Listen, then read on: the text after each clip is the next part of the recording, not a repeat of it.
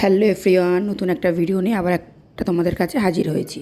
তো এখানে তোমরা সবাই দেখেছো যে শনিবারে আমরা বোদনাথ ঘাট থেকে জল তুলেছি। তো সেই মতোই সোমবারে আমরা জল ঢালতে যাব।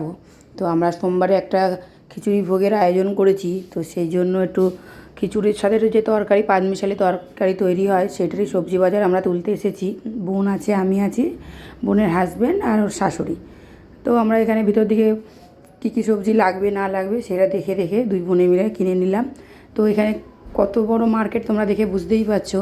তো এখান থেকেই আমাদের দেখে দেখে কী কী সবজি লাগবে না লাগবে তো সেইটা আমরা দেখে নেবো। যেমন ধরো এদিকে মূলো আছে, এদিকে আমরা নেব ডাঁটা শাক, এদিকে আছে কুমড়ো, আর আছে লাউ, পেঁপে, আরও বহু অনেক রকমের সবজি মানে পাঁচমিশালি তরকারিতে দিতে হয়। তোমরা যারা করো বাড়িতে তোমরা জানবে, যেহেতু মাইমা আমাদের সাথেই ছিল, মা বোনের শাশুড়ি।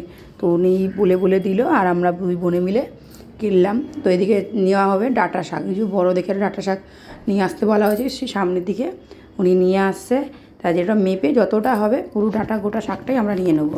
তো এইদিকে এই ডাঁটা শাকটা নিলাম, আর সব কেজি ওই 4 কেজি 5 কেজি করে সমস্ত মাল আমরা নিয়ে নেব। আর এদিকে রয়েছে মোচা গাছ দেখতে পাচ্ছ, এই একটা গোটা গাছটাই আমরা নিয়েছিলাম একখানা।